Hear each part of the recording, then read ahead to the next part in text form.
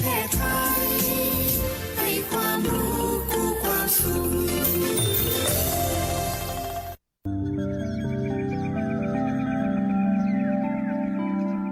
สถานีวิทยุกระจายเสียงแห่งประเทศไทยจังหวัดลำปาง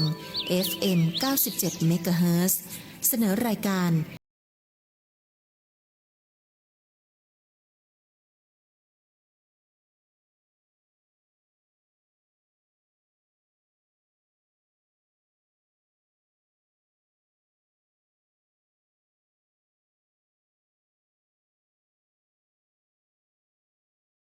ปานาติปาตาเวรมณี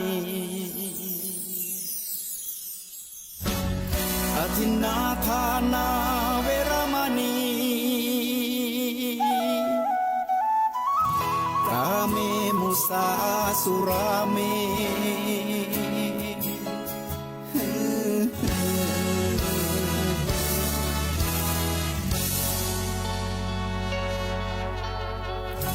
ศีลคือข้อห้ามธรรมคือข้อ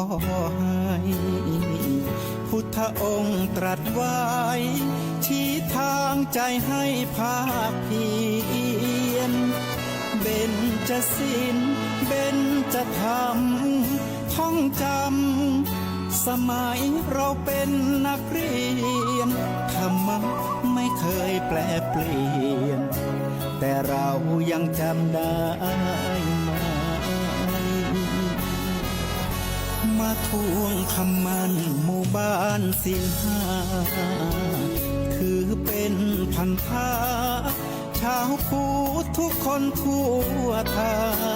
ยสำนักพุทธขับเคลื่อนธรรมจุดเทียนสว่างที่กลางหัวใจสังคมจะร่มเย็นชีวิตคนเฮาก็ไร้ค่าถ้าเกิดมาแล้วบ่ได้ทำอะไรหยังก็ขอเจริญสุขเจริญศีลเจริญธรรมจงมีแก่บรรดาศรัทธาญาติโยมสาธุชนคนดีทั้งหลายที่กำลังรับฟังรายการธรรมะยามเจ้าโอจาภาษาธรรมทางสถานีวิทยุกระจายเสียงแห่งประเทศไทยจังหวัดลำปางคลื่น97 เมกะเฮิรตซ์ทุกวันอาทิตย์ก็จะได้มาพบปะกับพระอาจารย์จากวัดบรรไหศิลาทองจะได้นำธรรมะคำสอนประเพณีวัฒนธรรมหรือว่าเรื่องราวต่างๆที่เกี่ยวข้องกับพระพุทธศาสนาเกี่ยวข้องกับสถานการณ์เหตุการณ์ที่มันเกิดขึ้นเรื่องราวที่น่าสนใจน่าติดตามก็จะได้เอามาแปลเป็นธรรมะที่ให้ศรัทธาญาติโยมทั้งหลายได้รับฟังได้ติดตามกันตลอดจนถึง FC ต่างๆที่คอยให้กำลังอกกำลังใจพระสงฆ์องค์ข้าเจ้าได้มาบรรยายได้มาอูมาจาก็ได้ติดตามลามตัวมาหลายปีพอสมควรศรัทธาบางขันบางคนที่เป็น FC ก็ได้ฟังพระอาจารย์ทุกวัดทุกวาทุกวันทุกเจ้าบ่ว่าจะเป็นในช่วงเวลาไหน5 โมงถึง 6 โมงเจ้าก็ดีหรือว่าเวลาอื่นๆแม้แต่สถานีวิทยุอื่นศรัทธาที่เป็น FC ก็ได้ติดตามมาให้กำลังอกกำลังใจคือพระพุทธศาสนาของเฮานั่นมีความมั่นคงมีความยั่งยืนอินหอบพน้องว่าก็ติดตามทุกที่บัดเดี๋ยวนี้ก็รู้สึกว่าศรัทธาญาติโยมก็ได้ฟังกันพอสมควรอยู่เนาะถึงทางเพจของสถานีก็ดีหรือว่าจะเป็นทางวิทยุทรานซิสเตอร์ตั้งรอบนอกบางทีเฮาบ่ฮู้ว่าเพจของสวทอยู่ที่ไหนเฮาหาบ่ปะเฮาก็ฟังทางวิทยุก็มีนักมีหลายอยู่โดยศรัทธาที่ติดตามลามตัวกันมาก็รู้สึกว่าก็เป็นที่น่าอนุโมทนาก็เหมือนกับให้กำลังใจซึ่งกันและกันในการที่ทำหน้าที่ พระสงฆ์เฮานี่ก็จะทำหน้าที่ของตัวเก่าด้วยการที่จะได้นำธรรมะคำสอนของพระสัมมาสัมพุทธเจ้าเนี่ยมาเผยแผ่ให้มันขจรขจายให้มันมีความหอมที่คนนั่นได้ดมได้ชมได้ติดตามเพิ่นฮ้องว่าธรรมะนี่เหมือนกับดอกไม้มีความหอมมีความน่าสนใจมีความเลื่อมใสศรัทธาเพราะว่าธรรมะก็ถือว่าเป็นตัวแทนของพระสัมมาสัมพุทธเจ้านะสถาบ่มีไผที่จะมาแทนพระองค์ได้เนาะและก็บ่มีไผที่จะไปเทียมกับพระพุทธเจ้าได้ก็อาศัยเรื่องของธรรมะของพระองค์ที่ได้เป็นข้อหลักปฏิบัติในการดำเนินชีวิตก็ดีหรือว่าเป็นตัวแทนของพระองค์ก็ดีถ้าเราได้ฟังธรรมะที่ไหนมันก็เปรียบเสมือนกับเราอยู่ใกล้พระองค์ยิ่งถ้าเราได้ปฏิบัติตัวได้ศึกษาได้เข้าใจอย่างท่องแท้เนี่ยยิ่งเราก็เหมือนกับว่าเราก็ยิ่งใกล้พระพุทธองค์มาอยู่ทุกขณะ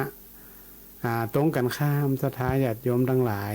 บางท่านบางคนนี่ก็อาจจะบ่มีโอกาสถ้าภาษาเมืองเฮาก็เปิ้นบ่มีบุญบ่มีหน้าบุญในการที่ได้ฟังธรรมก็ดีฟังบรรยายตั้งสถานีก็ดีเพราะว่าโดยเหตุปัจจัยหลายๆอย่าง1อาจจะบ่มีเนาะ2อาจจะอยู่ไกลรับบ่ได้อันที่3ก็คือว่าบ่ฮู้ว่าไปฟังที่ไหนนี่เพิ่นฮ้องว่าโอ้ถือว่าเฮาบ่ได้มีนาบุญได้ฟังพระสงฆ์องค์ข้าเจ้าแต่ละรูปแต่ละตนแต่ละองค์นี่เพิ่นก็เอาเนื้อหาสาระที่มีความสำคัญที่มีผลต่อการดำเนินชีวิตของเฮาเนี่ยได้ฟังกันได้ไปเป็นแนวปฏิบัติอันนี้เพิ่นฮ้องว่าเป็นหน้าบุญศรัทธาญาติโยมบางท่านนี่ก็โอ้ติดตามลามตัวไปไหนก็ติดตามทุกที่ทุกแห่งทุกหนได้ยินเสียงพระสงฆ์องค์ข้าเจ้ามาแล้วเหมือนกับเสียงสวรรค์เป็นเสียงแห่งความสุขนี่พระสงฆ์เป็นจะเตศจะได้ก็ถือว่าเป็นธรรมะม่วนพ่องบ่ม่วนพ่องอินะศรัทธาได้สาระพ่องบ่ได้สาระพ่องก็ถือว่าเป็นบุญหูของเฮาเนี่ยที่เฮาได้ฟังได้ฟังธรรมะได้ฟังพระสงฆ์องค์ข้าเจ้าบางท่านบางคนนี่ก็อยู่ไกลนะศรัทธาก็พยายามที่จะเสาะหาคลื่นหาสัญญาณตั้งโทรศัพท์พ่องเนาะตั้งวิทยุพ่องนี่นะหาคลื่นบางทีบางท่านอาจจะคลื่นอันหยังหาเวลาเต่าใดคลื่น97เมกะเฮิรตซ์ของสวทลำปางในช่วง 5 โมงถึง 6 โมงเช้าเนี่ยพระสงฆ์องค์ข้าเจ้าก็จะได้พัดเปลี่ยนเวียนกันเอาธรรมะเนื้อหาสาระที่เป็นสำคัญที่เป็นแก่นเป็นสารที่จะได้นำไปประพฤติปฏิบัติได้มามาจ๋าปปะทักทายบอกกล่าวให้กับศรัทธาญาติโยมทั้งหลายอันนี้ก็ท่านทั้งหลายที่ได้ติดตามก็คงจะฮู้ดีเนาะว่าตั้งสวทเฮาก็ได้มีการสนับสนุนให้พระสงฆ์องค์ข้าเจ้าได้นำหลักธรรมคำธรรมะคำสอนได้มาออกตั้งสถานีเปิ้นเพื่อจะให้ศรัทธาญาติโยมทั้งหลายนี่ได้รับฟังถ้าเฮาเนี่ยเฮามันไร้ค่านี่ก็คือว่าเกิดมาไร้ค่าบ่ได้เฮามันได้หยังก็คือมีประโยชน์หยังเพราะนั้นในการที่เฮาเกิดมาแล้วเนี่ยก็เป็นได้นาบุญเป็นนาบุญเป็นอย่างยิ่งแล้วได้มาพบปะผู้ศาสนาได้มาพบกับศาสนาได้มาฟังธรรมะคำสอนก็ยิ่งเป็นหน้าบุญไปแหมแล้วเฮาได้นำไปประพฤติปฏิบัติก็เป็นหน้าบุญไปแหมศรัทธาอันนี้เป็นเฮาว่าเป็นหน้าบุญเป็นสิ่งที่เฮาเกิดมาแล้วเฮาก็จะบ่ได้ไร้ค่าเกิดมาแล้วเฮาก็สร้างคุณงามความดีสะสมไว้วันเล็กวันน้อยเฮาต้องถามตัวเก่าเนื้อสถานว่าวันนี้เฮาทำดีความดีหรือยังทำความดีเฮาเนี่ยอย่างผ่อง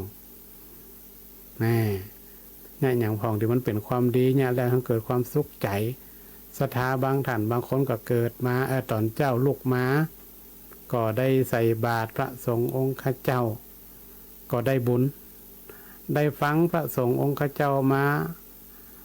มาจ่าเอาธรรมะมาบรรยายก็ได้บุญนะศรัทธาเนี่ยเปิ้นเฮาว่าเฮาได้บุญได้สร้างคุณงามความดีเนาะคือกับตัวเฮาแล้วถามว่าวันนี้เฮาได้ทำเพื่อคนอื่นก็ได้ทำวันนี้เปิ้นมีงานบันไตบันเหนือก็ไปช่วยเปิ้นพ่องตามจำลังที่เฮาพอจะทำได้ติญะได้เฮาก็ได้บุญนะได้สร้างคุณงามความดีเปิ้นเฮาว่าจิตอาสานี่ไปช่วยเปิ้นโดยบ่มีการตอบกะแทนหยังสักอย่างไปด้วยใจเปิ้นเฮาว่าไปด้วยใจหันเปิ้นญะนั่นเฮาก็ญะเปิ้นญะนี่เฮาก็ญะช่วยเท่าที่เฮาช่วยได้นะอันนี้ก็เป็นการสร้างคุณงามความดีนะวันที่24 25ที่ผ่านมาศรัทธาญาติโยมก็จะได้เอางาน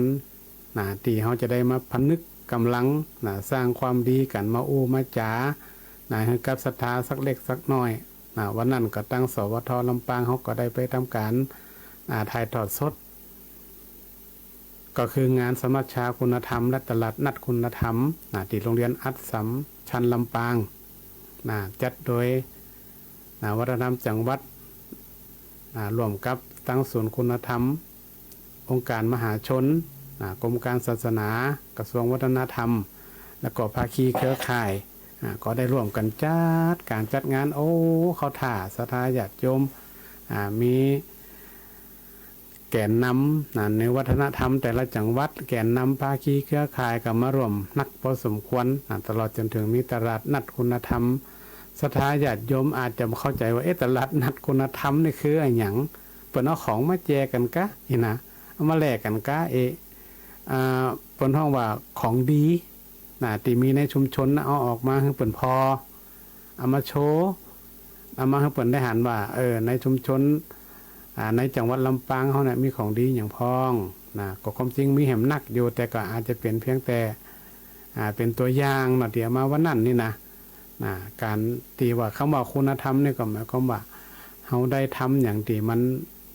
มีส่วนร่วมมีการสนับสนุนส่งเสริมกันให้เกิดความสามัคคีเกิดเป็นพลังที่จะให้คนลำปางเฮานั้นเป็นเมืองคนดีมีคุณธรรมตามยุทธศาสตร์หรือตามเป้าหมายที่เปิ้นวางไว้เอาว่านั่นนอกจากมีตลาดนัดแล้วเนี่ยก็ยังมีเรื่องของการฟังเสวนาตีบุคคลต้นแบบศรัทธาญาติโยมท่านได้ติดตามเนาะทางสวทก็คิดว่าน่าจะได้ยินตั้งบุคคลต้นแบบที่เปิ้นมีจิตอาสาเปิ้นทำความดีไว้เปิ้นก็มาเล่ามากับท่านทั้งหลายได้รับฟังว่าเปิ้นเนี่ยจะได้ทำจะได้การทำความดีเนี่ยมันจะเป็นนามธรรมมันเป็นรูปธรรมที่สามารถจับต้องได้ที่หือหันปะเนาะหือหันกับหูกับตาอย่างเฮาป้าผู้คนตาบอดคนพิการเนี่ยข้ามถนนหนทางเฮาก็ถือว่าเป็นการสร้างความดีคุณธรรมความดีที่เฮาทำได้อันนี้เปิ้นเฮาว่าเป็นคุณธรรมที่เราสามารถจับต้องได้บางคนนี่เราจะคิดว่าเรื่องของคุณธรรมความดีนี่มันเป็นนามธรรมก็มันจับต้องบ่ได้ก็ความจริงแล้วเราทำกันอยู่ปกติแต่เราบ่เข้าใจว่าคุณธรรมความดีเนี่ยมันเป็นสิ่งที่จับต้องได้หันชัดหันเจนเนาะก็ได้มีการเสวนาแล้วก็มีการเติมเต็มโดยเฉพาะศูนย์คุณธรรมนี่เปิ้นก็ได้มาเติมเต็มมาให้แนวทางที่ลำปางเขาจะได้ขับเคลื่อนทุกองค์กรทุกหน่วยงานทุกชุมชนที่เขาจะได้รณรงค์ส่งเสริมคือคนเฮานั่นได้ทำงามคนงามความดีโดยเปิ้นยึดหลักคุณธรรมอยู่5อย่างก็คือเรื่องของ1ความพอเพียง2มีวินัย3สุจริต4จิตอาสา5กตัญญู5ตัวเนี่ย ที่จะเป็นหลักธรรมที่จะมาขับเคลื่อนในจังหวัดลำปางเฮาว่าให้คนเฮานั่นได้น้อมนำหลักต่างๆแล้วก็ให้มันมีความเกี่ยวข้องให้มันไปเกี่ยวข้องกับเรื่องของเศรษฐกิจพอเพียงเปิ้นว่าซอฟต์พาวเวอร์เป็นฟังกรรมที่มันก็ฟังจากอย่างซอฟต์พาวเวอร์ก็คือจุดอันอย่างที่มันเป็นของดีของเด่นในหมู่บ้านนั่นในลำปางเขาก็มีที่สร้างซอฟต์พาวเวอร์ได้ก็คือเรื่องของกองปูจ้าอย่างเงี้ยสถากองปูจ้านี่หมายถึงว่าลำปางเขามันเป็นเอกลักษณ์ของบ้านเฮาที่ภาคอื่นจังหวัดอื่นเปิ้นบ่มีแข่งตีกองปูจ้าอันเนี้ยเปิ้นน้องซอฟต์พาวเวอร์ที่เป็นของดีที่มันมีอยู่ในบ้านในเมืองเฮาเนี่ยเอามาให้โลกได้โหได้หันในหมู่บ้านในชุมชนเฮาก็เหมือนกันนี่ศรัทธาญาติโยมมีของดีมีบุคคลต้นแบบในหมู่บ้านเฮามีเฮาหันทุกที่ทุกแห่งมันมีหมดแต่เฮาบ่ได้ยกขึ้นมาบ่ได้นำขึ้นมาบ่ได้อันเนี้ยเพิ่นก็เลยว่าต่อไปเนี่ยเพิ่นได้ทำ MOU ประกาศเจตนารมณ์แล้วว่าอยากให้คนลำปางเฮานี่เป็นคนดีมีคุณธรรม5ประการดังกล่าวก็ได้หรือว่าอาจจะนอกนั่นก็ได้คุณธรรมเนี่ยมันมีหลายแบบหลายอย่างขอให้มันทำแล้วมันสบายใจทำแล้วมันมีความสุขอันนั้นเป็นว่าความดีเหมือนกับเฮาไปวัดไปว่าเฮาทำบุญศรัทธาญาติโยมมันเกิดความสบายใจทำบุญก็คือได้ความดีแต่ถ้าเฮาทำแล้วมันเกิดกุศลกับเฮาแห่งกรรมเนี่ยเฮาก็ยิ่งจะเป็นความดีที่นักขึ้นบุญกับกุศลนี่มันจะต่างกันน้อยเดียวบุญก็คือการเสียสละกันทำบุญด้วยจิตด้วยใจที่มีความสุขสบายกุศลก็หมายถึงว่าสิ่งที่เราทำไปแล้วเนี่ยเขาก็ไม่อยากได้คืนละเขาทำแล้วเขาสวะเขาละไปเหียบางคนเนี่ยไปยึดติดกับบุญต่อนั่นเนี่ยอันนี้เขาแสดงว่าเขาได้แต่บุญกุศลเขาอาจจะบ่ได้แต่เขาทำแล้วเขาปล่อยไปเหียเปิ่นเอาตานไปแล้วก็แล้วแต่เปิ่นจะเอาไปเนี่ยหยังเป็นปัจจัยเงินทองเอาไปทำบุญกับวัดกับวาปัจจัยเงินทองเปิ่นจะเอาไปบำรุงจะเอาไปสร้างไปแปลงกับวัดกับวาจะได้นั่นเขาก็ต้องไปสนใจละเขาถือว่าเขาทำบุญไปแล้วอันนี้ส่งมันก็จะเกิดบางคนเนี่ยศรัทธาอาตมาต้องขออภัยบางคนนี่ทำบุญนี่ไปซ้อพอหาจื่อตัวเก่าที่วัดปุ่นมีก่อจื่อเขาทำบุญมาต่ออันเต่าอีอันเนี้ยแสดงว่าเขาทำบุญแต่กุศลมันอาจจะบ่เกิดเพราะฉะนั้นการทำความดีเนี่ยมันก็เป็นการสะสมไปเรื่อยๆบุญกับความดีมันก็บ่มีความแตกต่างกันเท่าใดแต่ความดีนี่มันสามารถทำได้หลากหลายนะการทำบุญเขาจะคิดว่าทำกับเงินปัจจัยเงินทองอย่างเดียวก็ไม่ใช่เพราะว่าอย่างเพราะว่าคนทุกคนเนี่ยมันก็ต้องการปัจจัย4เหมือนกันเจ้าบ้านก็ต้องการพระสงฆ์ก็ต้องการพระสงฆ์นี่ก็อยู่ในขอบเขตที่เหมาะสมปัจจัย4นี่มีอย่างพ้องอาหารเครื่องนุ่งห่มที่อยู่อาศัยยารักษาโรค4ตัวนี่เป็นปัจจัย4ที่เป็นพื้นฐานที่ทุกคนต้องการถามว่าพระสงฆ์เหรอพระสงฆ์ก็ต้องใช้เหมือนกันศรัทธาที่อยู่อาศัยก็ต้องมีเครื่องนุ่งห่มก็ต้องมีอาหารที่ครบฉันก็ต้องมีแล้วก็ยาที่รักษาโรคเนี่ยคนเฮามันเป็นโรคภัยไข้เจ็บมันเป็นธรรมดาก็ต้องมียารักษาและตัวที่5ที่6ที่7ที่8เนี่ยมันมีปัจจัยมาในสถาบันเดียวนี่ปัจจัยที่5ก็คือเงินเงินหรือว่าปัจจัยทางพระสงฆ์บนห้องปัจจัยแต่เจ้าบ้านห้องสตังค์หรือว่าเงินอันนี้ก็ต้องมีบ่มีก็อยู่บ่ได้เหมือนกันอันที่6มีก็ปัจจัยมีปัจจัยอันที่6คืออย่างก็คือรถมันต้องมีบ่เดียวในการเดินทางมันจะเดินอย่างสมัยก่อนเนี่ยมันมีมันก็ต้องมีปัจจัยอันที่6เข้ามาแหมก็คือรถราพระยานพาหนะต่างๆที่เขาจะไปหันไปนี่พระสงฆ์ไปก็ต้องไปพระสงฆ์ก็ต้องเดินทางไปกิจนั่นกิจนี่กิจพระศาสนาพ่องกิจหลายอย่างก็ต้องเดินทางโดยรถเหมือนกันพระสงฆ์ก็ได้เดินหนึ่งสมัยพระพุทธเจ้าเนาะสมัยพระพุทธเจ้านี่เป็นสมัยเดินแม้แต่สมัยย้อนไป30-40 ปีสมัยก่อนก็ใช้วิธีเดินแต่สมัยนี้มันบัดตันถ้าไปเดินอย่างสมัยก่อนมันบัดตันศรัทธา และปัจจัยที่7มีก็โทรศัพท์เนี่ยก็ถือว่าเป็นปัจจัยแห่งอันหนึ่งที่ทุกคนต้องมีนะละอ่อนยุคสมัยบ่ได้ต้องมีโทรศัพท์หมดอ่ะนะเฮาจะปฏิเสธบ่ได้แม้แต่คนเฒ่าคนแก่คนสูงอายุเฮานี่ก็เหมือนกันเฮาก็ต้องมีปัจจัยที่7ก็คือโทรศัพท์โด7ปัจจัยแล้วนะอันนี้เฮานับอื่นๆนะสถา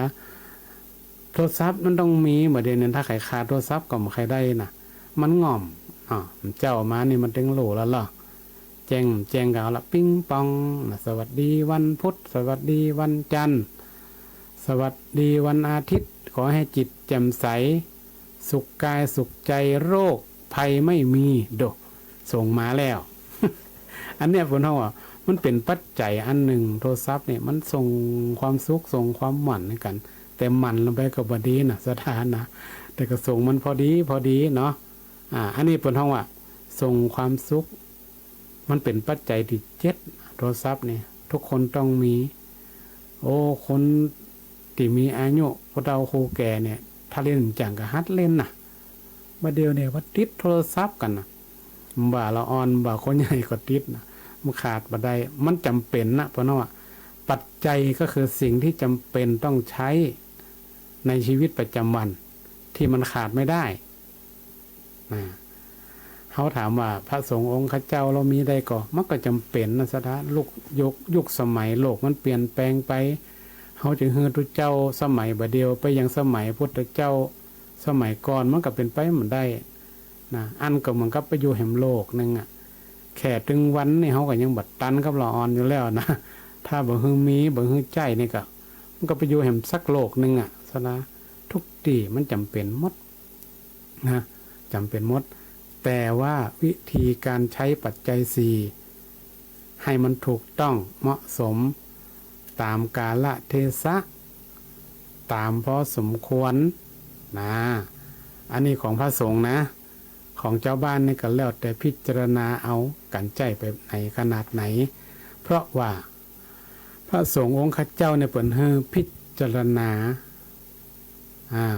าปัจจัย4ปัจจัย5 6 7ที่ว่ามันเนี่ยพิจารณาว่าเฮาใช้จะได้ให้มันเหมาะสมเหตุสมผลนะมีปัจจัยที่3ที่4ที่5ที่6ที่7เนี่ยเฮาจะใช้จะได้ให้มันเกิดประโยชน์เกิดความถูกต้องเหมาะสมบ่ใช่ว่าจะไปใช้ตะพื้นี่ก็บ่ได้นะยังถามว่าโทรศัพท์เนี่ยพระสงฆ์องค์เจ้าเขาก็ใจตามเหตุตามผลตามความเหมาะสมสื่อสารหากันก็หรือว่า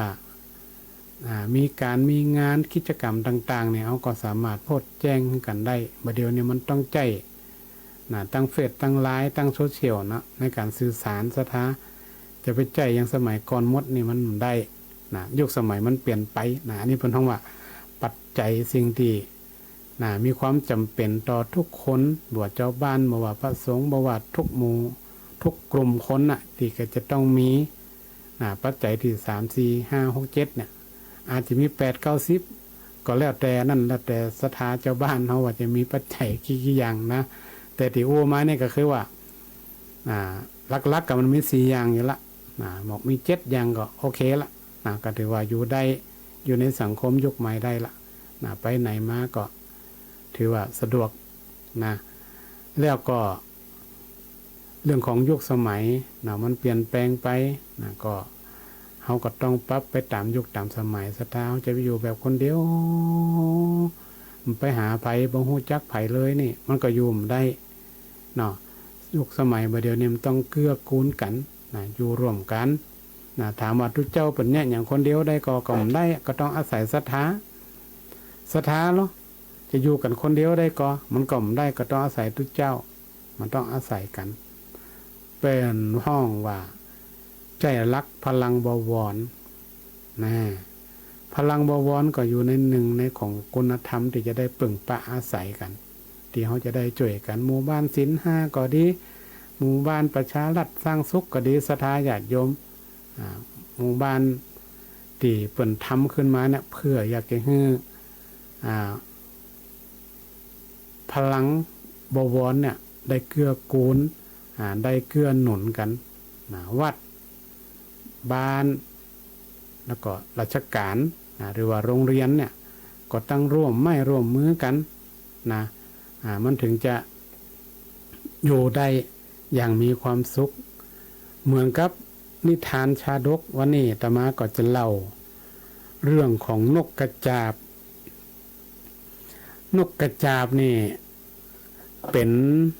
หนึ่งในชาดกที่ชื่อว่าสัมโมทะมานะชาดกรู้สึกว่าครั้งที่แล้วเนี่ยอู้เรื่องนกแขกเต้าเนาะวันนี้จะอู้ถึงเรื่องนกกระจาบมันจะเป็นจะได้นั่นก็ขอศรัทธาญาติโยมทั้งหลายเนาะได้ติดตามรับฟังไปก็คงจะเล่าเป็นแบบย่อๆเนาะในสมัยหนึ่งพระพุทธเจ้าเนี่ยประทับอยู่วัดนิโคธารามเมืองกบิลพัสดุทรงปรารภการทะเลาะกันของพระประยุรญาติได้ตรัสอดีตนิทานมาสาธกว่าการละครั้งหนึ่งนานมาแล้วมีฝูงนกกระจาบหลายพันตัวอาศัยอยู่ในป่าแห่งหนึ่งมีนายพรานคนหนึ่งมีอาชีพจับนกกระจาบขายอยู่เป็นประจำวันหนึ่งนกกระจาบจ่าฝูงได้แนะนำนกกระจาบทุกตัวว่าท่านทั้งหลายเมื่อถูกตะข่ายนายพรานครอบแล้วฮือท่านทุกตัวสอดหัวเข้าในตะข่ายตาหนึ่งแล้วก็ปากันบินขึ้นไปติดต้นไม้มีหนามทิ้งตะข่ายไว้แล้วบินหนีไปนี่จ่าฝูงมันบอกไว้แล้วว่าถ้ามีนายพรานเอาตะข่ายมาจับก็คือเอาหัวนะซุกตะข่ายแล้วก็บินขึ้นไปคือเอาไปก้องกับต้นไม้ที่มันมีหนามเพื่อจะให้ตัวเกาลุดออกมาในความหมายของจ่าฝูงหมูนกกระจาบก็ปากันฮับคำว่าถ้าจะดีเนาะคิดในใจก็ถ้าจะดีเนาะแหมต่อมา2 วันฝูงนกกระจาบก็ถูกตะข่ายในพานน่ะก็พากันทำเช่นนั่นนกทุกตัวสามารถบินหนีรอดไปได้กว่านายพรานจะปลดตะข่ายออกจากหนามก็หมดพอค่ำพอดีวันนี้รอดอยู่มาแหมวันหนึ่งขณะที่หากินอาหารอยู่นกกระจาบตัวหนึ่งบินลงมาพื้นที่ถูกเหยียบนกกระจาบตัวหนึ่งเข้าตัวถูกเหยียบจึงโกรธเป็นเหตุให้ทะเลาะกันหมายความว่าบินลงมาหย่ำใส่กัน มันเหมือนค้นเหมือนกันนะนกนี่เนาะบ่ได้หย่ำใส่กันนี่โคตรเนาะโคตรกับทะเลาะแว่งกันว่าเฮาตัวขนาดนี้บ่หันกะเนาะมาหย่ำกันจะได้นะเห็นมีแต่ทันตะอันละกาน่ะที่จะยกตะข่ายขึ้นได้ต่ออื่นมีกำลังนะอย่างนี้นะว่ากันกระแทกกระแหนกันอีเนาะประมาณนั้นเนาะ ฝ่ายนกกระจาบจ่าฝูงเห็นพวกเขาทะเลาะกันก็คิดว่าขึ้นจื่อว่าทะเลาะกันแล้วย่อมบ่มีความปลอดภัยนะความพินาศจะเกิดขึ้นจึงพาบริวารส่วนหนึ่งหนีไปอยู่ที่อื่นนายพรานพอผ่านไป2 วันก็มาดักตะข่ายแหมละกับนี่เอาละพอนกกระจาบติดตะข่ายในพันครั้งนี้ทะเลาะกันเนอะสถากับนี่นะ เถียงกันเกียงกันสูขึ้นนะสูบินต่างคนต่างกับเกียงกันมั่วเกียงไปเกียงมาป่าก็ว่านายพรานก็รวบรวมหวบตะข่ายเลยเอาไปกินเอาไปขายหมดเลยสถานายพรานก็ตึงกล่าวว่านกกระจาบทั้งหลายล่าเริงบันเทิงใจปาเอาตะข่ายไปได้เมื่อใดพวกมันทะเลาะกันเมื่อนั้น มันจะตกอยู่ในเงื้อมมือเราอีหรอนายพรานว่าเฮ้ยนะ เนี่ยนะศรัทธาญาติโยมที่อาตมาได้กล่าวไว้ตะกี้นะว่า การที่เฮาบ่ได้สร้างความสามัคคีกันนะก็เหมือนกับนกกระจาบที่ได้เล่ามาเนี่ยนะว่า การทะเลาะเบาะแว้งกันเนี่ย มันนำมาถึงความพังพินาศเนาะพังพินาศก็ปากันตายหมดนกกระจาบเหมือนกันคนเฮาก็เหมือนกันเนอะสถาญาติของต่างคนต่างเกี่ยงกันมัวแต่คือคนนั่นเนี่ยคือคนนี่เนี่ยคุณทำฉันบ่ทำอย่างเงี้ยนะต่างฝ่ายก็ทะเลาะเบาะแว้งกันสุดท้ายมาความพินาศบ้านเมืองเขาก็จะเสียหายเหมือนเดียวกับนกที่ว่าทั้งกล่าวมาเนี่ยเพราะฉะนั้นเนี่ยเรื่องของคุณธรรมก็ดีงานสมัชชาคุณธรรมที่ได้กล่าวมาตะกี้นี่นะศรัทธาญาติโยมก็เหมือนกับว่าเป็นแนวทางที่จะเนี่ยคือ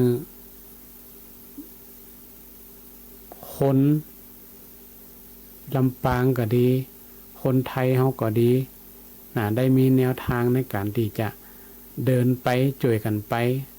สร้างพลังความดีสร้างพลังคุณธรรมให้มันเกิดขึ้นความจริงแล้วก็บอกคุณธรรมเนี่ยมันเป็นคำกลางๆเดือศรัทธามันใจได้ทุกศาสนาความจริงแล้วเนี่ยถ้าศาสนาพุทธเขาก็สามารถใจได้หลายอย่างนะเป็นเรื่องหมู่บ้านศีลห้าก็ได้เป็นเรื่องศีลเรื่องธรรมก็ได้เป็นหมู่บ้านอะไรอย่างก็ตีว่ามันจะเกิดคุณธรรมความดีขึ้นได้เนี่ยมันก็สามารถใจได้แต่ว่าคำบอกคุณธรรมเนี่ยมันเป็นคำกลางที่สามารถใจได้ทุกศาสนาเปิดเลยใจคำบอกคุณธรรมคุณทำได้ลำปางเขาก็ต้องเป้าหมายท่านผู้ว่าก็ดีผู้นำเครือข่ายต่างๆก็ได้มีการวางเป้าหมายไว้ว่าเมืองลำปางเมืองคนดีมีคุณธรรมนี่เป็นคำที่ค่อนข้างจะฟังและจัดยากนะ แต่เขาก็ต้องทำไปด้วยกันเนาะเพราะเมืองของเขานี่เป็นแก่นนำอยู่แล้วดังนั้นเนี่ยศรัทธาญาติโยมทั้งหลายต่อไปนี่เขาก็ต้องพยายามเนาะวันหนึ่งเขาทำดีหรือยังถ้าถามแบบพูดเขาก็ก่อนจะออกบ้านเนี่ยอย่าลืมรักษาศีลนะเอาศีลไปตัวถ้าหมอศีลไปตัวเดี๋ยวเกิดความทะเลาะเบาะแว้งกันแล้วก็จะยุ่งละเนาะเอาศีลไปตัวเนี่ยโอ้วันนี้ขอรักษาศีลข้อนี้เด้อบางคนก็เอารักษาศีลข้อ4ไว้ก่อนวันนี้เขาจำบาปจำด่าไผละวันนี้ขอไปไหนกระจ่างแต่เอาศีลไปตัวเหี้ยวันนี้เขาจำบ่ได้ไปเบียดเบียนไผเด้อเอาศีลข้อ1ไปตัวหรือว่าจะเอา2ไปเอา3ไปข้อ4ไปข้อ5ไปวันนี้ตั้งใจว่าบ่กินเหล้าเมายาก็แล้วแต่เขาจะอธิษฐาน แล้วแต่เขาจะปฏิบัติต่อเขาในวันหนึ่งอันเนี้ยศรัทธามันเป็นคุณงามความดีถามว่าทำยากก็มันก็บ่ยากถามว่าง่ายก็มันก็บ่ง่ายนะถ้าเราทำไปแล้วมันก็ถือว่าบ่ยากมันก็ทุกคนทำได้หมดบ่จะเป็นเล็กละอ่อนวันนั้นก็ได้ไปไปจากันโดยเฉพาะการแบ่งกลุ่มกันเนื้อศรัทธาก็ได้ไปกันหลายกลุ่มที่มีแสดงความคิดเห็นกันทั้ง17จังหวัดภาคเหนือของเขาเนี่ยได้รวมระดมความเห็นกันเนาะว่าเขาจะได้แนวทางเขาจะทำกันจะได้ไปตั้งหน้าเนี่ยทุกจังหวัดเนี่ยจะมีแนวทางอย่างเดียวกันภาคเหนือนี่ว่าเขาจะนำแนวหลักของศาสนาไปจะได้แนวหลักปรัชญาเศรษฐกิจพอเพียงไปจะได้หรือว่าเขาจะนำประเพณีวิถีชุมชนเนี่ยรักษากันจะได้โดยมีคุณธรรม5ตัวดังกล่าวเนี่ยเป็นคุณธรรมหลักที่เขาจะได้ช่วยกันนำพาความดีความงามคือคนลำปางเขาก็ดีคนในประเทศไทยเขาเนี่ยเป็นคนดีมีคุณธรรมอยู่กันม่วนๆนี่นะพวกเราอยู่กันม่วนๆเนาะอันนี้ก็เป็นเรื่องหนึ่งเนื้อศรัทธาญาติโยมที่เขาได้เป็นเจ้าภาพลำปางเป็นเจ้าภาพเนาะได้รวมกันที่ผ่านมาก็ถือว่าเป็นงานที่จัดได้พอสมควรอยู่เนาะก็ได้ดีต่อที่เขาผ่านมารวมกันคนละไม้คนละมือ ก็ถือว่าทุกหน่วยงานก็ให้ความร่วมไม้ร่วมมือดีเนาะแห่งวันหนึ่งก็เป็นวันที่ผ่านมานี่ก็คือวันที่26มิถุนายนที่ผ่านมานี่ก็เป็นวันที่เฮาคนไทยเฮาก็ฮู้จักดีเนาะก็คือวันสุนทรภู่กวีเอกของประเทศไทยเฮาฮู้จักกันในเรื่องของพระอภัยมณีก็ดีที่เป็นเรื่องเด่นเรื่องลักเขาจะหันว่าในการจัดกิจกรรมเนี่ยในเรื่องของวรรณคดีเนาะเขาเป็นละออนเขาก็ได้เฮียนเนาะเขาก็โหพระอภัยมณีเนี่ยก็ถือว่ามันเกี่ยวกับสุนทรภู่เนี่ยก็ม่วนนะสมัยเป็นละออนเนี่ยโอ้ละออนก็ได้จัดกิจกรรมกันผ่องก็เป็นพระอภัยมณีผ่องก็เป็นนางยักษ์ผ่องเป็นนางเอกของนี่นะหันตั้งเฟซตั้งไลฟ์เป็นลงกันเนาะโรงเรียนต่างๆก็จัดกิจกรรมวันสุนทรภู่นี่นะเพื่อระลึกถึงที่เป็นนักกวีเอกของเมืองไทยเฮานี่ก็ม่วนแล้วก็พระอาจารย์ก็จะได้นำยิบยกเรื่องของบทกวีเนาะที่จะเป็นโครงก็ดีเป็นกลก็ดีเป็นคำประพันธ์อย่างต่างๆก็ดีเนี่ยวันนี้จะได้ยิบยกมาสักอัน2 อันแล้วก็จะได้มาอู้กันว่ายุคสมัยเฮามันเปรียบเทียบกับคนเฮาเป็นจะได้ผ่องอย่างจะได้ผ่องอีนะเนาะเป็นห้องว่าเป็นบทสอนเนาะเป็นบทสอนที่น่าจะเข้าถึงคนไทยเฮาทุกคนเพราะว่าทุกคนจะต้องรู้จักเรื่องพระอภัยมณีที่เฮาต้องโล่หลายเจนหลายเมินละก็ถึงพระอภัยมณีเฮาถึงรู้จักกันมันแต่งเป็นละครก็ดีแต่งเป็นหนังก็ดีละอ่อนก็เอามาทำกิจกรรมเป็นการแสดงสดที่ผ่านมาแม้แต่การเขียนบทกวีวาดรูประบายสีต่างๆมานินมังกรผ่องนางยักษ์ผ่องนางเงือกเนาะนางเงือกมานินมังกรเนี่ยโอ้เฮาจะรู้จักกันนะก่อนนี่นึกถึงพระอภัยมณีเป็นเป่าปีผ่องยังผ่องเป็นละครก่อนเฮาก็ม่วนเนาะศรัทธาเฮาก็อาจจะได้ฟังได้หันผ่องเนาะสมัยก่อนทีวีมันบ่ค่อยมีมันมีน้อยอาจจะฟังเป็นละครวิทยุผ่องสมัยก่อนนี่นะทีวีมันมีน้อยมันบ่ค่อยได้ดูกันต่อใดยิ่งถ้ารอบตั้งนอกนี่ หันเนาะทีวีก่อนก็จอขาวดำจอน้อยเดียวอันนั้นบัดเดี๋ยวนี้โอ้มีหนักเนาะก็ลงตั้งเฟซตั้งไลน์กันละออนเดียวก็ถือว่าเป็นการระลึกถึงสุนทรภู่ถือว่าเป็นนักกวีที่สมัยยุคสมัยนั้นก็ถือว่าเป็นเอกเป็นหนึ่งเนาะเป็นเอกกวีเอกก็คือว่า1เป็นอันดับ1ของประเทศไทยยุคนั้นสมัยนั้นก็มีอยู่ประมาณสัก2หัวข้อที่อาตมาเองก็จะได้นำยิบยกมาแล้วก็จะได้มามาจ๋ามาเทียบในปัจจุบันเขาเนี่ยว่ากรรมประพันธ์หรือว่าเป็นบทกลอนบทโค้งของ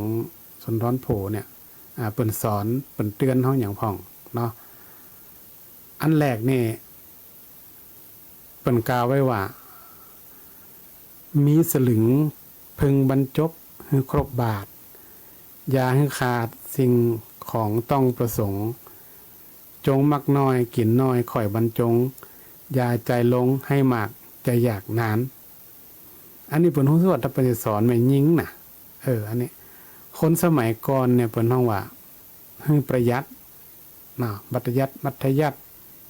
ให้มันสะสมให้มันออมอันไหนที่มันจำเป็นอันไหนที่มันบ่จำเป็นเปิ้นว่าคนสมัยสอนไม่ยิงสมัยก่อนเนาะว่ามันมันหามันเก็บมันออมมันประหยัดอันไหนที่มันบ่ควรจะใจก็เก็บไว้พ่องความจริงแล้วเฮามานึกถึงกรรมบทอันนี้แล้วเนี่ยเฮามานึกถึงในช่วงโควิดปี2562เฮาเนี่ยที่ประเทศไทยเฮารวดทั่วโลกเนี่ยเฮามานึกถึงความพอเพียงนี่นะคือมันเก็บหอมรอมริบใจที่มันพอดิบพอดี อันที่มันจำเป็นก็ตัดไปก่อนโอ้ศรัทธาญาติโยมมานึกถึงโควิดปี2562เนี่ยไปไหนบ่ได้กันนะโอ้คนตายในบ่ฮู้บ่กลัวกันปิดประตูบ้านประตูเมืองกันหมดนะเงียบกริบบ้านเมืองเป็นปรากฏการณ์ที่100 ปีมันเกิดขึ้นเตือหนึ่งในสถานนะเฮาก็บ่เคยฮู้เคยหันอันหยังโควิดโคเวดโรคอันหยังกันหม้อเนาะคนเป็นคนติดก็ตายแต่นี่ทำได้รักษาก็ตายแต่นี่โอ้ทั่วโลกนี่ตายหลายล้านคนน่ะเสียชีวิตจากโควิดนี่จะธรรมดานะคนก็กลัวกันนะเพราะฉะนั้นในศรัทธาความจริงเนี่ยคำสอนของพุทธศาสนากดีเนี่ยนักประพันธ์ต่างๆเนี่ยอย่างสุนทรภู่เนี่ยเพิ่นก็ได้นำหลักธรรมของศาสนาเฮาเนี่ยแหละเอามาปรับมาประยุกต์ใช้เป็นคำประพันธ์เป็นกรรมโวหารเอามาสอนคนต่อแหมมันก็มีความใกล้เคียงกันนะแต่เพิ่นบ่ได้เอ่ยถึงกรรมบาลีหรือกรรมที่มันเป็นหลักคำสอนแต่เพิ่นเอามาประยุกต์ใช้เอาอันนี้แล้วก็เห็นอันหนึ่งเขามานึกถึงหลักปรัชญาเศรษฐกิจพอเพียงของในหลวงรัชกาลที่9ที่เกิดหลักปรัชญาเศรษฐกิจพอเพียงเฮาพอดีพออยู่พอใจพอกินนะอยู่ได้ในช่วงนั้นนี่นึกถึงกรรมนี่เลยในศรัทธาโอ้โหแล้วมันนึกได้ว่าโอ้ก่อนนี่ตมาเองเป็นละอ่อนเฮาก็บ่เข้าใจนะว่าอย่างบ่ต้องปลูกผักกินคนเดียวนี่น่ะเพิ่นยังบ่ซื้อเอาอีน่ะตั้งแต่หอมป้อมน้อยเดียวมันก็บ่กี่บาทมันยังซื้อคนเดียวเฮามานึกถึงเนี่ยตอนโควิดก็ดีหรือว่าตอนที่มาศึกษามาเรียนรู้กับหลักปรัชญาเศรษฐกิจพอเพียงของพ่อหลวงรัชกาลที่9เนี่ยเข้าใจแล้วอ๋อนะโลเพิ่นปลูกกันนะมันได้ซื้อมันได้ลงทุนนักเนาะเฮาปลูกเองกินเองได้บางอย่างเนี่ยก็จำเป็นต้องได้ซื้อทุกอย่างนะแล้วก็เนี่ยเฮามาเข้าใจหลักตรงนี้แล้วเนี่ยเฮาก็มานึกถึงนี่ว่าเพิ่นสอนให้แม่หญิงสมัยก่อนน่ะเพราะว่าแม่หญิงสมัยก่อนเนี่ยเป็นแม่บ้านแม่เรือนที่จะดูแลบ้านดูแลจ้องสมัยก่อนนี่แม่หญิงนี่ก็จะเป็นผู้ที่ทำหน้าที่ตรงนี้หรอแต่บัดเดียวนี่มันเต่ากันนะบนห้องมันเต่ากันก็จ่วยกันหมดเลยมันจะละให้กับแม่หญิงอย่างเดียวอันนี้ก็เป็นคำประพันธ์หนึ่งที่แต่มาเองได้ยกขึ้นมาเขามานึกถึงช่วงบ้านเมืองเขาเป็นเจอีเนาะเศรษฐกิจบ้านเมืองเขาก็ยังบ่ได้ปกติเตี่ยเขาก็มานึกถึงเนี่ยบทของประพันธ์ของสุนทรภู่ที่วันที่26ที่ผ่านมาเนี่ยเขาลองเอามากับพิจารณาเอามาคิดพอในสถาว่าเขาจะนำมาเชื่อมกับหลักธรรมคำสอนธรรมะได้จะได้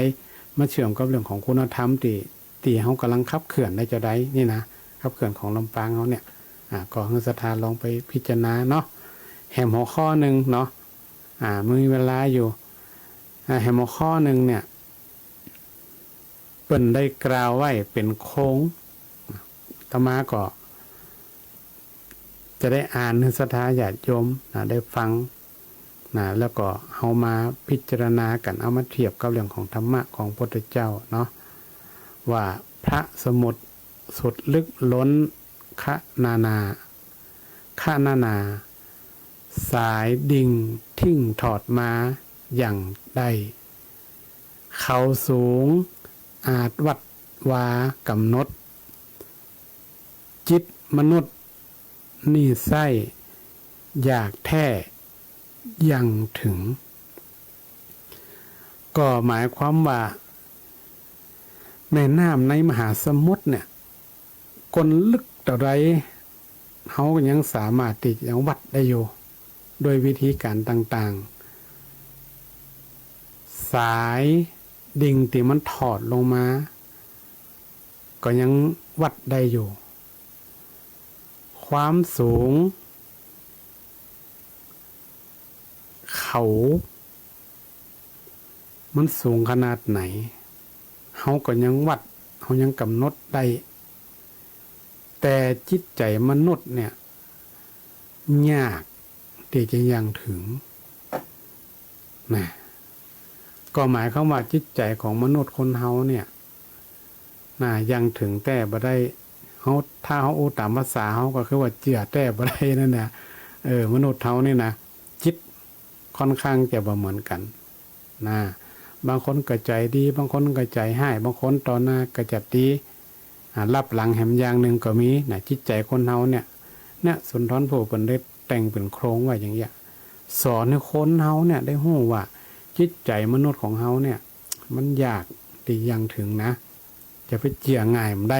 ความหมายก็คือว่าจะไปเจียง่ายบ่ได้เปิ้นเอาหยังมาให้กระเจียหมดเจียหมดเจียหมดมันได้สุดท้ายมันก็โดนหลอกนะเฮามองถึงหลักพระพุทธศาสนาของเฮาเนี่ยศรัทธาญาติโยมเปิ้นห้องว่าศรัทธากับปัญญาจะต้องมาคู่กันเฮามีศรัทธามีความเชื่อเลื่อมใสอันหยังก็แล้วแต่จะต้องมีปัญญากำกับทุกครั้งอย่าไปเชื่อโดยที่บ่มีเหตุมีผลมีปัญญากำกับถ้าเชื่อไปแล้วกลายเป็นความหลงพอหลงไปแล้วเนี่ยบางทีก็ติดกับดักนะศรัทธา กับดักนะขึ้นมามันได้ละนะเพราะว่าจิตใจของคนเฮานี่เปิ้นคิดอย่างในเฮาบ่ฮู้นะบางทีคำโอ้ออกมากับใจมันอาจจะบ่ตรงกันนี่มันมีสปะสเปดเพราะนั้นความเชื่อก็ต้องมีเหตุมีผลแล้วก็ต้องมีปัญญากำกับนี่สำคัญที่สุดที่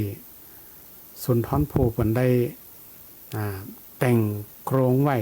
เฮาก็มาเทียบกับหลักพุทธศาสนาของเฮาว่านี่จิตใจมนุษย์ของคนเฮานี่มันยังบ่ถึงแต่นะคนดีมีคนให้มีบางคนนี่จัดดีแต่สุดท้ายมาบ่ใจก็มีบางคนหน้าตาดีเอาหน้าตาเนี่ยมาเป็นสิ่งที่ล่ออยากให้คนเชื่อก็มีบางคนนี่หน้าตาสดสวยงามกับเมืองเฮาเป็นคนงามเป็นคนหล่อแต่เอาใจหน้าตาในทางที่บ่ถูกก็มีนี่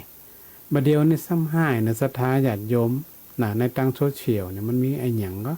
โปรแกรมAI อย่างเปิ้นนี่มันสามารถแปลงหน้าเปลี่ยนหน้าได้หมดศรัทธาต้องระมัดระวัง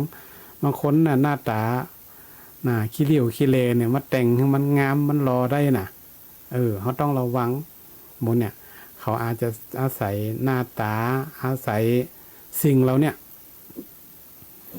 มาหลอกล่อเฮาให้เฮาเจียง่ายของคนไทยเฮานี่มันโดยเหตุที่ว่าเฮาเป็นคนที่มีจิตใจเป็นห้องอ่อนโยนมีน้ำใจมีความเอื้อเฟื้อเผื่อแผ่ซึ่งกันและกันมันอยากให้เจียง่ายเฮาโดยที่เฮาบ่ได้ตริได้ตรองบ่ได้คิดละเอียดเนาะเฮาบ่ได้ใจปัญญาบ่ได้ใจเหตุใจผลมาพิจารณาก่อนที่เฮาจะเชื่อก่อนที่เฮาจะทำอยากให้โดนหลอกโดนหลงได้ง่ายศรัทธา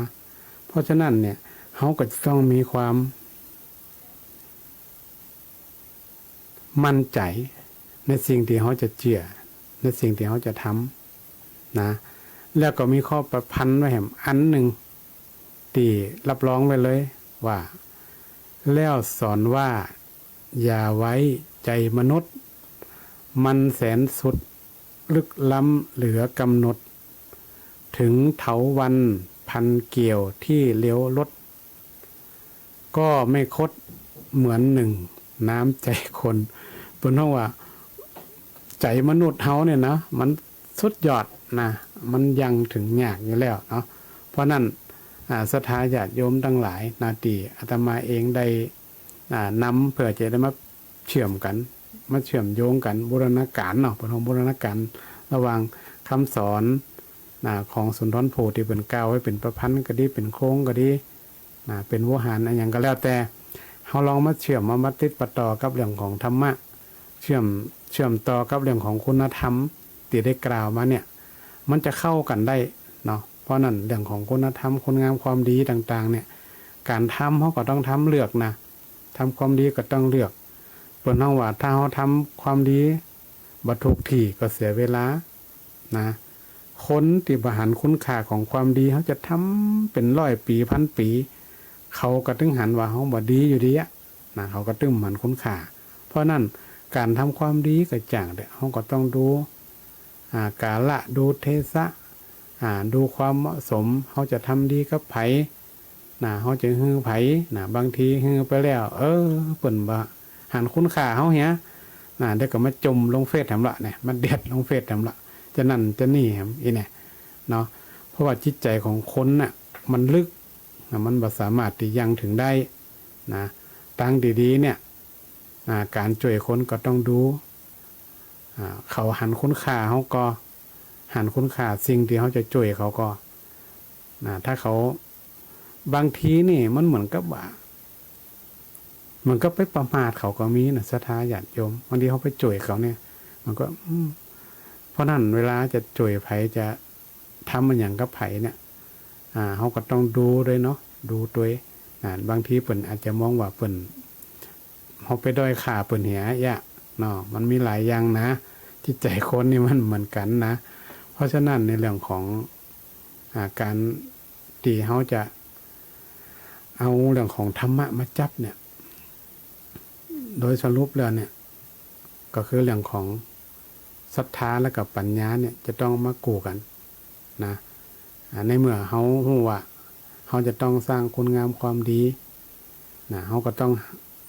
เปิดหันคุณค่าของความดีก่อนเขาถึงจะไปช่วยมันได้นะเขาจะไปเจือไผนะจะไปฟังคนอื่นเขาก็ต้องมีความเชื่อมั่นในตัวเองก่อนแล้วก็ถึงจะมีเหตุมีผลดีไปเจือคนอื่นโดยมีเรื่องของปัญญาไปกำกับจะไปเจือได้งมงายซะท้าเปิ่นไปว่าปลาไปไว้ต้นไม้ก็ไปเปิ่นปลาไปไว้ปีออกสองหัวก็ไปนะเฮาเนี่ยเฮาก็ปลากันไว้กันไปเลยนะมันก็เลยเป็นสเปะสปะเมืองไทยเฮาก็เลยเนี่ยเกิดลัทธิต่างๆเพราะเปิ่นถือว่าคนไทยเฮานี่มีความเชื่อง่ายลัทธิต่างๆเนี่ยเปิ่นก็จักจงเฮาไป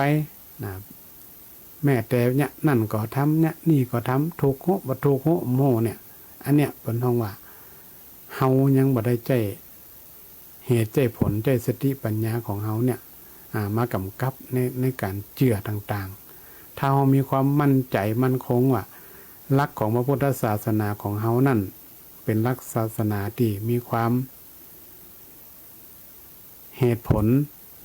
เป็นหลักที่ต้องใจการกระทำเป็นการพิสูจน์ว่าหลักธรรมนั่นมันดีบ่ดีเนี่ยถ้าเฮาเชื่ออย่างเนี่ยแล้วก็ที่สำคัญเฮาก็ต้องมีความเชื่อว่าหลักธรรมคำสอนทุกอย่างนั้นมันเป็นแนวทางที่เฮานั่นได้ประพฤติปฏิบัติเป็นสิ่งที่ชี้นำให้เฮาเนี่ยได้ดำเนินชีวิตอย่างมีความสุขได้แม้แต่เรื่องการทะเลาะเบาะแว้งอย่างนกกระจาบที่อาตมาเองได้เล่ามานี่ก็ดีสังคมไหนเมืองไหนเนี่ยถ้าบ่มีการทะเลาะวิวาทกันแม้แต่สังคมในครอบครัวในศรัทธาญาติโยมพ่อแม่ลูกพี่น้องบ่ทะเลาะเบาะแว้งกันเนี่ยมันต้องอยู่กันม่วนมันต้องมีความสุขแบ่งปันกันมีแกงป่าให้บ้านเหนือแกงจิ้นให้บ้านใต้แบ่งไปแบ่งกันมาอย่างเงี้ยอันนี้เป็นห่อสังคมที่มันจะมีความสุขตลอดจนถึงในชุมชนในสังคมในประเทศเฮาเนี่ยถ้าบ่มีการทะเลาะเบาะแว้งกันอันนั้นก็ของฉันอันนี้ก็ของฉันก็เนี่ยเกิดการทะเลาะเบาะแว้งความฮักความสามัคคีมันก็บ่เกิดขึ้นความเดือดร้อนความหายนะความพังพินาศมันก็จะเกิดขึ้นเพราะฉะนั้นนี่ศรัทธาญาติโยมทั้งหลายเรื่องของการที่เขาจะอยู่ด้วยกันได้เนี่ยเขาก็ต้องมีความฮักมีความเข้าใจซึ่งกันและกันอาตมาเองก็จะขอหยิบยกเรื่องของครอบครัวเนาะถือว่าเป็นสถาบันหลักเป็นสถาบันเบื้องต้นปฐมภูมิที่จะ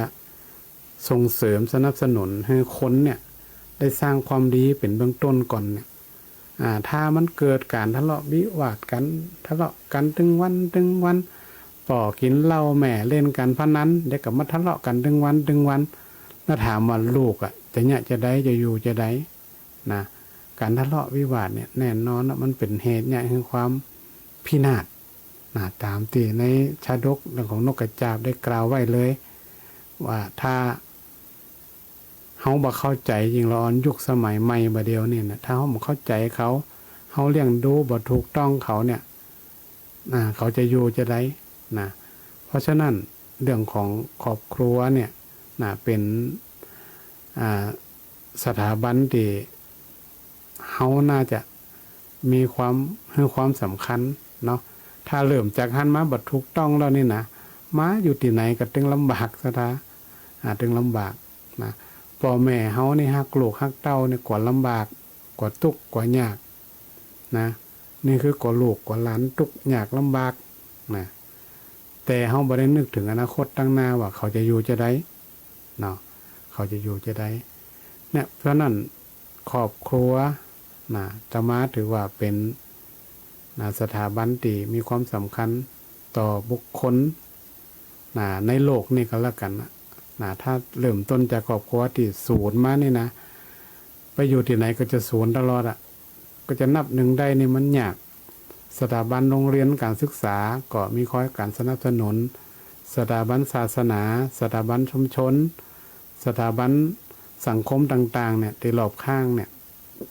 ก็ถือว่าเป็นแรงที่คอยสนับสนุนให้คนติดเติบโตมาด้วยความดีให้เขาได้ความดีมันก็ไปเติมเต็มให้เขาแต่ห้องมันได้เป็นรักให้เขาอย่างสถาบันศาสนาเนี่ยก็เป็นสถาบันหนึ่งที่จะให้ธรรมะที่จะให้คนนั่นได้ทำคุณงามความดีได้ปฏิบัติตามหลักธรรมแต่ว่าถ้าครอบครัวมันบ่สมบูรณ์บ่ได้มันก็จัดยากเหมือนกันนะเพราะฉะนั้นในศรัทธาญาติโยมทุกท่านที่รับฟังอยู่ก็ดีเนาะถ้ามีลูกมีหลานอาตมาก็ยังมีความเชื่อว่าทุกคนเนี่ยที่ได้ทำหน้าที่เป็นพ่อเป็นแม่ก็ดีเป็นตาเป็นยายเป็นปู่เป็นย่าเป็นลุงอย่างก็ดีเนี่ยเฮาก็บ่อยากให้มันออกข่าวถึงวันเมื่อ 2-3 วันก่อนที่ผ่านมาก็เป็นข่าวที่น่าสลดหดหูใจพอสมควรนะลูกไปจุเอาเงินแม่เพื่อที่จะเอาไปเปย์แฟนปัจจัยเพิ่นสถาลองเกิดพอเหรอว่ามันเกิดขึ้นได้จะได้ในเมืองไทยขับไปจุเอาเงินของแม่นะแต่ว่าเอาเงินเนี่ยไปเปย์หรือว่าไปเลี้ยงดูสามีของตน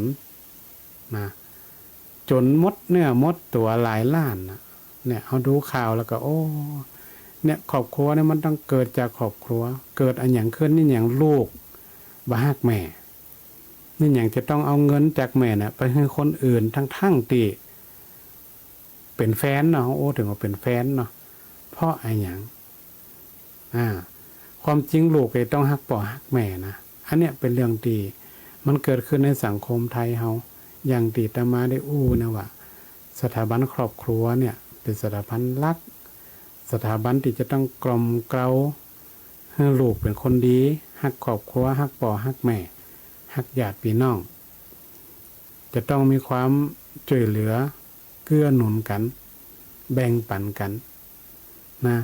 ถ้าเขาเป็นสังคมแบบเป็นนั้นครอบครัวต่างคนต่างอยู่ต่างคนต่างไปเนี่ยละอ่อนมันก็บ่ให้ความเคารพมันบ่ให้เกียรติแล้วก็มันก็บ่ให้ความเคารพนับถือเขามันก็จะแสดงอย่างที่ข่าวที่ออกมาเนี่ยดังนั้นวันนี้อาตมาเองก็ได้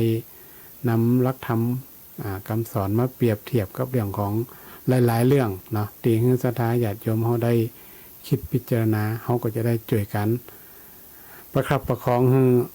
สถาบันครอบครัวทุกสถาบันที่อยู่ในสังคมไทยเขานี่เกิดความฮักกันแป้งกันเกิดความสุขกายสุขใจก็ขออนุโมทนากับศรัทธาญาติโยมทุกท่านที่ได้ติดตามและการธรรมะยามเจ้าก็ขอท่านเจริญด้วยศีลเจริญด้วยธรรมมีอายุวันนะสุขภระปฏิภาณนาสารสมบัติยิ่งขึ้นไปทุกท่านทุกคนด้วยเทินติดตามรับฟังรายการธรรมะยามเช้าได้ใหม่ในวันและเวลาเดียวกันนี้ทางสถานีวิทยุกระจายเสียงแห่งประ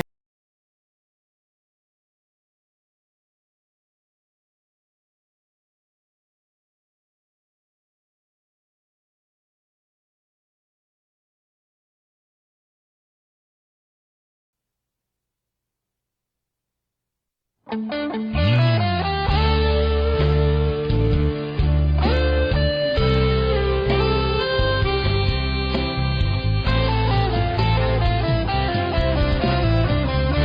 ามามือเปล่าจะเอาอะไร เมื่อตอนเจ้าไปเจ้าก็ไปมือเปล่าเช่นกัน ชื่อเสียงหยดลาบหากเอาไปไม่ได้สักอัน แล้วใหญ่ยื้อแย่งแข่งขันก็ป่วยกันฆ่าฟันตัดรอยเงินทองตามส่งแค่โรงพยาบาลญาติมิตรวงวานลูกหลานส่งแค่เชิงตะกอนจะมีใครเล่าอยู่กับเรานอนเฝ้ากองฟอนวางดอกไม้จันทร์แล้วจรกลับไปนอนบ้านใครบ้านมันใหญ่ขับฟ้า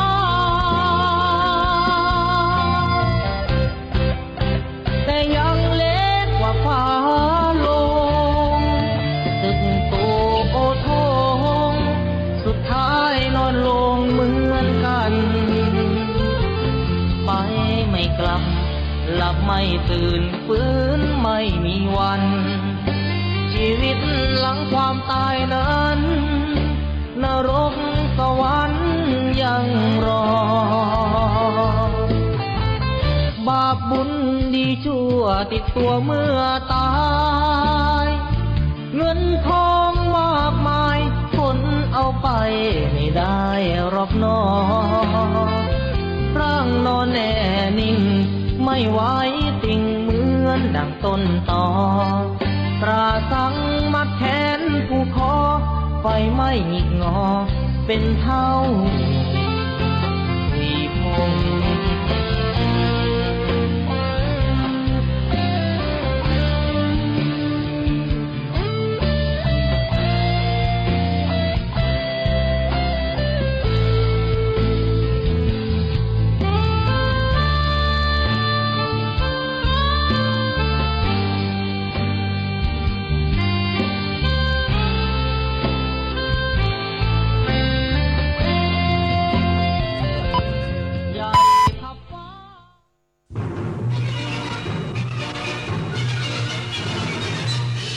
สถานีวิทยุกระจายเสียงแห่งประเทศไทยและเครือข่ายทั่วประเทศเสนอข่าวต้นชั่วโมงรู้เร็ว